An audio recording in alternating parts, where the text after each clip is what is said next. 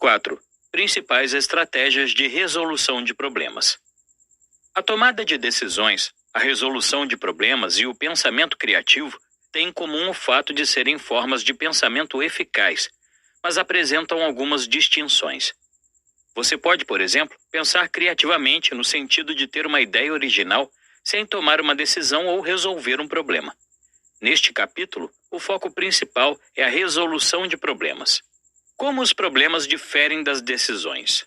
O que é um problema? Um problema é algo atirado à sua frente.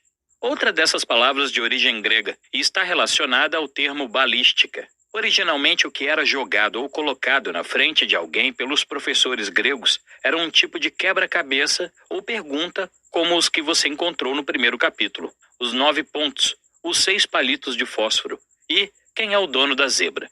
Aliás, a sua mente profunda já encontrou as soluções, ou soluções extras, para os 2 primeiros. Você notará que em problemas como esses, todos os elementos da solução já estão lá.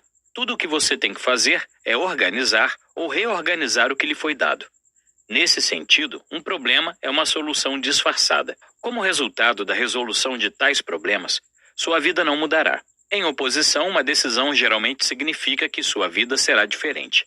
Ela abre o caminho para mudanças de algum tipo. Algumas dessas mudanças são planejadas, desejadas, esperadas, ou pelo menos previstas, as consequências manifestas, enquanto outras não são. Porém, resolver ou não resolver um quebra-cabeças não vai mudar sua vida de forma alguma. Dica: ter perspectiva é importante para a tomada de decisões e para a resolução de problemas. Talvez valha a pena considerar se a quantidade de pensamento e energia que você gasta para tomar uma decisão ou resolver um problema é proporcional ao impacto de qualquer consequência. Em relação a isso, esses problemas são semelhantes aos jogos. Na verdade, os jogos são conjuntos de problemas. Afinal, por que inventamos? Porque não há nada que os humanos gostem mais do que resolver problemas. As habilidades de um solucionador de problemas, neste sentido limitado, no entanto, diferem das de um tomador de decisão. Como um solucionador de problemas, você deve ser inteligente, com habilidades analíticas bem aperfeiçoadas em muitos outros problemas nesse campo particular. Em contrapartida, um decisor precisa de um leque muito mais vasto de competências e características. Quando nos afastamos dos quebra-cabeças e jogos, os problemas que enfrentamos na vida real são sobretudo obstáculos colocados à nossa frente. Se decidir escalar o Monte Everest, por exemplo, poderá descobrir que tudo corre bem, até que, um dia antes da sua última subida, uma forte tempestade se forma rapidamente no Colo Sul, o trajeto que conduz ao cume. Há um problema.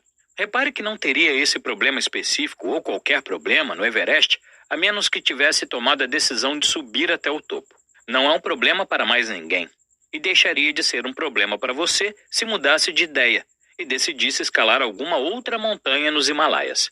Portanto, problemas como obstáculos ou dificuldades no caminho à nossa frente são sempre secundários em relação aos resultados da tomada de decisão. As decisões criam problemas.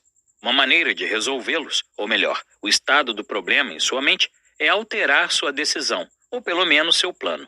Você teria um plano de contingência, um plano B, para sua rota de subida da montanha, se o tempo se deteriorasse ou ocorresse avalanches inesperadas nessa época do ano? Então, se você mantiver sua decisão, em consulta à sua equipe, será necessário encontrar uma maneira de superar o problema, porque a estrutura mental que você deve usar é tão semelhante ao processo de tomada de decisão que é possível encontrar um único modelo para cobrir ambos. Dica: quando você toma uma decisão, pode ser interessante considerar um plano B antes de implementá-la. Pode ser muito mais fácil ter um plano B ao qual recorrer do que tentar conceber um sob pressão. Um modelo unificado para a tomada de decisão e a resolução de problemas. Se você está tentando atravessar um riacho, vai pular de rocha em rocha, zigue-zagueando seu caminho até a margem oposta. É como pensar dentro de sua cabeça. Trata-se de uma atividade desorganizada, mas propositada. Porém, quando você tem que fazer uma equipe atravessar um rio metafórico, precisa ser capaz de construir uma ponte simples, para que todos saibam onde se encontram na discussão de tomada de decisão, resolução de problemas. As habilidades necessárias, conforme uma fase, se funde com a próxima, mudam. Uma nova função, com sua família de habilidades mais específicas, entra em jogo. O modelo é útil tanto para a equipe como para você. Isso pode ajudar todos a manterem o ritmo. O modelo de ponte. Definir o objetivo problema, análise principal, gerar opções viáveis, síntese principal, escolher o curso, solução ideal, avaliação principal. Fazendo as perguntas certas. Uma habilidade-chave, tanto quando você está pensando em algo por si mesmo, como quando está liderando ou participando de um time, é fazer as perguntas certas. As perguntas são as chaves que desbloqueiam a mente. Aqui estão os tipos de perguntas que você deve fazer a si mesmo e aos outros. Compreensão do problema. Quando você reparou ou tomou consciência do problema ou da necessidade de uma decisão? Você definiu o problema ou o objetivo em suas próprias palavras? Lembre-se de que um problema bem definido já é metade da resolução. Existem outras definições possíveis do problema que valham a pena considerar? Que soluções gerais elas sugerem? Está claro o que você está tentando fazer? Onde se encontra no momento e para onde quer ir? Você já identificou os fatores importantes e fatos marcantes? Você precisa dedicar mais tempo para obter mais informações? Você conhece políticas, regras, limitações e procedimentos relevantes? Você reduziu o problema aos seus termos mais simples sem o simplificar demais? Na direção da resolução do problema, você verificou as suas principais suposições? De todos os cursos ou soluções possíveis, você identificou uma lista das soluções viáveis? Você consegue eliminar algumas delas para encurtar ainda mais a lista? Se nenhuma solução ou curso de ação parecer correto por si só, você pode sintetizar elementos em 2 ou mais soluções para criar uma maneira eficaz de lidar com o problema. Você identificou claramente os critérios pelos quais as opções viáveis devem ser julgadas? Se você ainda se sente paralisado, consegue se imaginar no estágio final que quer chegar? Se sim, você pode trabalhar de trás para frente, do final para onde você está agora? Mas alguém enfrentou esse problema? Como o resolveram? Avaliação e implementação da decisão. Você usou toda a informação disponível? Verificou a solução de todos os ângulos? As consequências manifestas estão claras? Você tem um plano de implementação com datas ou horários de conclusão? O plano é realista? Você tem um plano de contingência se as coisas não funcionarem como esperado? Quando é que você e a sua equipe planejam rever a decisão à luz da experiência? Dica: uma habilidade-chave de pensamento para um solucionador de problemas eficaz é fazer as perguntas certas, para si mesmo inicialmente, mas também para os outros. Exercício: aplique a lista de perguntas anterior a uma decisão tomada recentemente ou a um problema resolvido. Você teria sido capaz de responder a todas essas perguntas antes de tomar a decisão ou resolver o problema? Se há alguma pergunta que não teria sido capaz de responder naquele momento, teria feito diferença se você tivesse tido tempo para respondê-la antes de tomar a sua decisão ou resolver o problema? Essa lista de perguntas consta no apêndice. Faça essas perguntas da próxima vez que tiver uma decisão a tomar ou um problema a resolver. Você pode se sentir bastante sobrecarregado por essa longa lista de perguntas, mas não precisa recorrer a elas todas as vezes que estiver envolvido em tomada de decisões ou na solução de problemas, pois algumas já terão respostas claras. O que você deve desenvolver são 3 níveis de competência: consciência dos problemas ou da necessidade de decisões reais ou potenciais. Fique atento para que não seja pego de surpresa.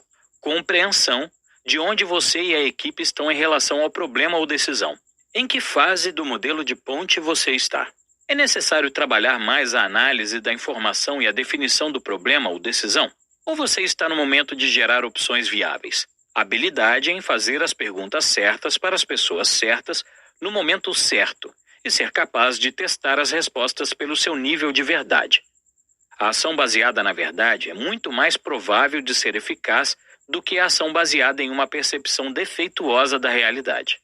Dica: para evitar se sentir sobrecarregado, lembre-se de que você tem as habilidades analíticas para solucionar qualquer problema, e trabalhar com essas perguntas passo a passo é uma ótima maneira de fazer isso. Pode parecer um trabalho árduo. Lembre-se das palavras de Roy Thompson sobre pensar até doer, e este trabalho árduo e cansativo. Sim, é isso mesmo, mas esse processo também é muito divertido. É disso que se trata a vida. Repito, não há nada mais satisfatório do que ser confrontado com um desafio mental e superá-lo. Quanto mais difícil o problema, maior é a euforia que você e sua equipe vão sentir ao superá-lo. Por isso, resolvam aproveitar a tomada de decisões e a resolução de problemas. Quanto mais você gostar de algo, mais vai querer fazê-lo e melhor você vai ficar. Como abordar problemas de sistema? Os problemas de tipo obstáculos representam 80% dos problemas que os líderes encontram. Mas você também deve estar ciente dos problemas de sistemas, os outros 20%. Se você é um especialista técnico, é claro, essas proporções são revertidas, e a maior parte do seu tempo de trabalho será gasto em problemas de sistemas. Um sistema é um todo constituído por partes integradas. Pode ser orgânico, seu corpo, mecânico, o motor do seu carro, ou um processo, seu sistema para faturamento de clientes. Um problema de sistema é essencialmente um desvio da norma. Podemos representá-lo visualmente com duas linhas. Quanto maior a diferença entre o desempenho normal, como o sistema deve funcionar, e o desempenho ativo, o que está realmente acontecendo, maior o problema. A principal estratégia nos problemas de sistemas é encontrar o ponto de desvio e depois determinar o que o causou. O primeiro objetivo é estabelecer a hora e o local exatos desse desvio crítico. Estas são as perguntas que devem ser feitas. O que aconteceu? Quando? Quanto? Quem foi afetado? Quem o viu? E assim por diante. Repare novamente que a habilidade-chave de fazer as missões certas está em ação, concentrando-se no ponto de desvio no diagrama. Exercício. A fórmula das 6 perguntas. Escolha qualquer problema de sistemas que esteja enfrentando e pratique suas habilidades de perguntas. Quem? O que? Onde? Quando? Por quê? Como? Veja se consegue identificar o desvio do funcionamento normal do sistema em questão. Depois de ter feito isso, liste as possíveis causas. Então, comece a eliminar as causas menos relevantes. Restarão 2 ou 3 alternativas. Problema de sistemas. Notas. Quem? O que? Onde? Quando? Por quê? Como? Ponto de desvio da norma. Causa. Se você não consegue pensar em um problema real de sistema, use o exemplo da Plastec Limitada a seguir. Essa tabela foi incluída no apêndice para que você possa escutar. Ao estabelecer quando e onde o desvio ocorreu, você pode identificar a causa ou as causas. Somente enfrentando essas questões é que se pode realmente resolver um problema de sistemas. Trate as causas, não os sintomas, se for possível fazê-lo. A Plastec Limitada, uma empresa que fabrica recipientes de plástico, descobriu que uma porcentagem crescente da sua produção estava rachando. Um grupo estudou detalhadamente o processo de fabricação e acabou por definir os pontos de desvio, uma mudança de fornecedor e uma falha na limpeza de algumas cubas de armazenagem. O novo fornecedor utilizou inadvertidamente essas cubas de armazenagem. Por isso, o plástico ficou contaminado. Uma vez identificadas as causas, os sistemas foram alterados para evitar qualquer repetição, e o problema não aconteceu novamente. Dica: cuidado com a falácia da causa única. Em problemas relativamente simples, há apenas uma causa, mas em problemas mais complexos, 2 ou 3 causas podem estar se combinando para produzir o efeito indesejado. No estudo de caso da Plastec Limitada, você pode notar que foi a combinação de 2 mudanças de padrão, um novo fornecedor e procedimentos de limpeza pobre, que produziu o problema. Resumo dos pontos. Os problemas surgem em 2 formas principais. Problemas que são realmente obstáculos que aparecem no caminho que foi escolhido, problemas de sistemas. A abordagem ampla para ambos os tipos de problemas e para a tomada de decisões é a mesma. Pode ser comparada à construção de uma ponte sobre um rio em 3 pilares: definição do problema, geração de opções viáveis, escolha do melhor curso-solução. Uma habilidade-chave de pensamento para um solucionador de problemas eficaz é fazer as perguntas certas, inicialmente para si mesmo, mas também para os outros. As perguntas são as chaves que desbloqueiam um problema na mente, ou pelo menos os portões de entrada que levam até ele. Agir é fácil, disse Goethe. Pensar é difícil. Os problemas de sistema são melhor abordados considerando-os como desvios de uma norma esperada. O diagnóstico inclui identificar e estabelecer a natureza exata desse desvio e o que o causou. A solução, se possível, é remover a causa do problema. Uma estratégia secundária a ser usada quando a cura não é possível é mitigar os efeitos do problema no desempenho do sistema como um todo. As pessoas que são boas com martelos veem cada problema como um prego. Nunca devemos impor as nossas opiniões sobre um problema. Devemos antes estudá-lo e, com o tempo, uma solução se revelará. Albert Einstein.